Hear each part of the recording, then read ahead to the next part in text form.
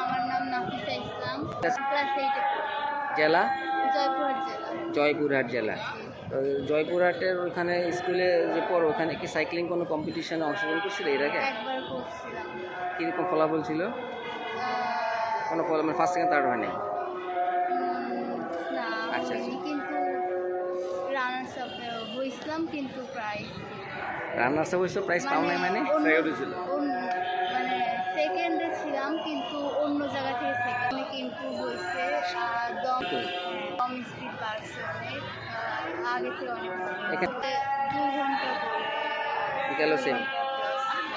আচ্ছা আচ্ছা, ওরা আবার নেক্সট টাইম বলো। সিলেট জেলা থেকে আসছি। আমি ছোটোবেলায় এখানে থাকতাম। আচ্ছা আচ্ছা আমার আব্বু বিজেপি ছিল, এখানে আমাদের পোস্টিং ছিল। আচ্ছা আচ্ছা। আমার আব্বু ছোটোবেলা আমাকে একটা সাইকেল কিনে দিয়েছিল যখন আমার 2.5 বছর বয়স ছিল। তখন থেকে আসলে সাইকেলের প্রতি একটা রেস, সেটা ছিল 4 চাকা, তারপরে আস্তে আস্তে 2 চাকা আসলো। দুই জায়গায় জেলা থেকেই বলা হয়েছে, জেলা যে ক্রীড়া সংস্থা। জেলা। আমরা এক ভাই এক। তুমি বড়? জি। আচ্ছা আচ্ছা। আমার বাবা বিজেপি ছিল। সাইকেলিং আমার ভবিষ্যৎ পক্ষ হচ্ছে আন্তর্জাতিক পর্যায়ে খেলা, দেশকে এগিয়ে নিয়ে যাওয়া। জি না, তেমনভাবে আমি আসলেই ফলো করা হয় না। ঠিক আছে। আসসালামু আলাইকুম, আমার নাম এস এম আবিদ হাসান, আমি খুলনা জেলা থেকে। আচ্ছা আচ্ছা, ক্লাস 9-এ বড়। এই 3 বছর 3 বছর রেসের জগতে, প্রায় 1.5 বছর। এসে যেহেতু 1.5 বছর। নাম মোহাম্মদ শাহিদুর রহমান। আমি জাতীয় প্রশিক্ষক হিসাবে 95 সাল থেকে আমি দায়িত্ব পালন করছি এনএসসিতে।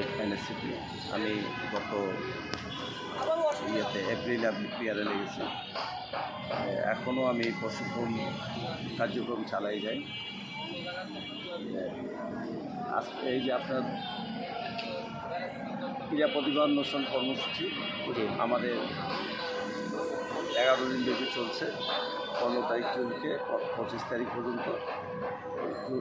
15 জুন থেকে 25 জুন পর্যন্ত 10 দিন হবে না, 11 দিন। আচ্ছা, 11 দিন হবে। আমাদের কার্যক্রম প্রায় সমাপ্তির দিকে। এইখানে অতীত আমাদের তৃণমূল প্রতিভা অন্বেষণ কর্মসূচি পালন করেছি আমরা। তাতে সেখান থেকে কোনো ট্যালেন্ট প্লেয়ার কি বের হয়ে আসছিল? এখান থেকে ট্যালেন্টফুল অনেক খেলোয়াড় আসছে। তো আগেরকার পদ্ধতিটা একটু আলাদা ছিল। আমরা আগে জেলায় জেলায় আমরা প্রশিক্ষণ করে ওইখান থেকে কোয়ান্টিটি থেকে কোয়ালিটিটা কিছু কালেক্ট করে কিছুটা সেন্ট্রালি করতাম, তাতে আমাদের পটেনশিয়ালটা আরও ভালো হতো। আমরা এখন একসঙ্গে পুরো সেন্ট্রালি নিয়ে আসে এখান থেকে বাছাই করে আমরা নিচ্ছি। আমরা 16 জনকে, এই 16 জন থেকে আমরা প্রশিক্ষণ কার্যক্রম করি। তাতে আমাদের হলো লেস কোয়ান্টিটি আসলে লেস কোয়ালিটি চলে আসে। আগামীতে হয়তো এটাকে মানে আমাদের জাতীয় ক্রীড়া পরিষদ এটাকে হয়তো আরও ভালো করার জন্য জেলা পর্যায়ে প্রশিক্ষণ কার্যক্রমটা চালালে হতো আরও ভালো। এখানে 11 জন ছেলে 5 জন। আচ্ছা আচ্ছা। না, কোন জেলার প্রতিটি জেলায় 1 জন করে আছে। আচ্ছা আচ্ছা। অতীতে আমাদের ট্যালেন্ট প্রোগ্রামে যারা সাকসেসফুল প্রোগ্রাম করেছে এরা সকলেই কিন্তু ন্যাশনাল পর্যায়ে এখন গোল্ড, শুধু না রেকর্ড। এবং এদের লাগবে 2-3 বছরের দিকে যারা ধরে রাখবে এরাই কিন্তু পেয়ে। আমরা হয়তো বেসিক না, আমরা বেসিকের সাথে কিন্তু থিওরিক্যাল আমরা কিন্তু আপার লেভেলও দিচ্ছি।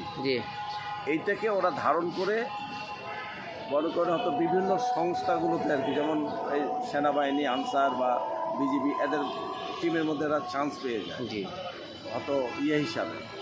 তখন ওইখানে ফির কিছু ট্রেনিং পায়, হ্যাঁ, আমাদের ওই ট্রেনের হাত থেকে অনেক সুবর্ণা, তারপর আপনার এই যে ফয়সাল হোসেন বললাম, তারপর এরা ওই যে গীতা রানী, তারপর বিজিবিতে আছে, আর মেয়ে আছে, ছেলেও আছে, এরা কিন্তু এইভাবে উঠে আসছে।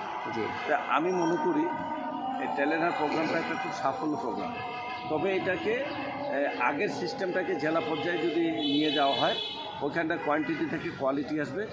জি ওই কোয়ালিটি থেকে আমরা সেন্ট্রালি যদি আবার কোয়ালিটি আসে, জি তাহলে অটোমেটিকলি তারা পরবর্তীতে ওরা খুব সহজেই 2 বছরের ভিতরে ন্যাশনালের একটা সাফল্যের মুখ দেখা যাবে। এরকম। কিন্তু না হলে একটা সাইকেল তৈরি হতে পারে সময় লাগে।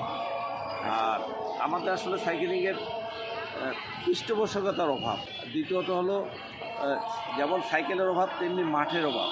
আমরা এখানে ঘাসের মাঠে না ট্রাপে প্র্যাকটিস করি, কিন্তু আসলে ইন্টারন্যাশনাল ট্রাপে হয় না, হয় ভ্যালু ড্রাম, হয় কংক্রিট যে উডেন শক্ত শক্ত থাকে, সেখানে হয় একটু বাঁকা থাকে। এখানে কিন্তু ওই মানে 100% স্পিড দিয়ে কেউ এখানে চালাতে পারে। মাঠে হলে স্কেট করে চলে যায়, ওই টার্পে হলেও টার্প ধরে রাখতে পারে, সাফল্য করা খুব করে। আমাদের হ্যাঁ রোডে সম্ভব।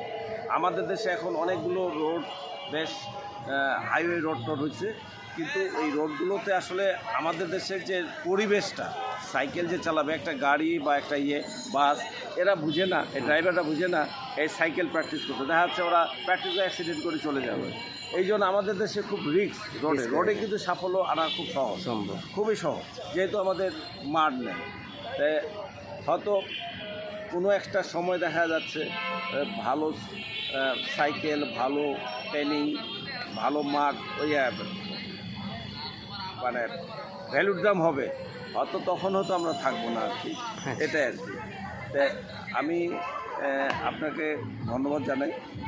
এই আপনি হয়তো আমাদের এই মেসেজটাকে সকলের কাছে তুলে ধরবেন।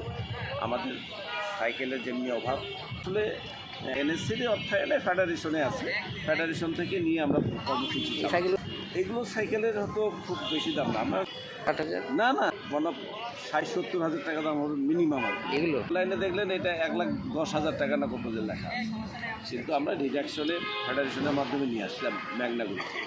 আচ্ছা আচ্ছা। তবে আমি আশা করি এইখান থেকে আজকে যে আমি ট্রেনিংয়ের প্রোগ্রাম চলতেছে, এইখান থেকে কিছু ছেলে মেয়ে ট্যালেন্ট আছে, এরা যদি খেলে মানে নেক্সট ধাপ আরেকটা ট্রেনিং হয়, কন্টিনিউ এরা করে, বের হয়।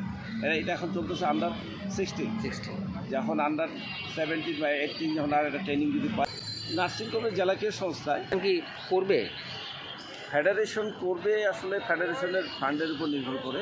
আচ্ছা। যেমন ফেডারেশন কয়েকদিন আগে অনূর্ধ্ব 18 বিভাগীয়ভাবে ট্রেনিং করালো আর কি, জি। খেলোয়াড় কালেকশনে।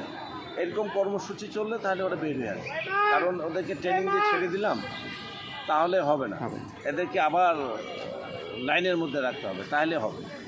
আমি ট্যালেন্ট পাচ্ছি, ট্যালেন্টটাকে আটকায় রাখার জন্য কিছু সুযোগ সুবিধা সৃষ্টি করতে হবে সবাইকে।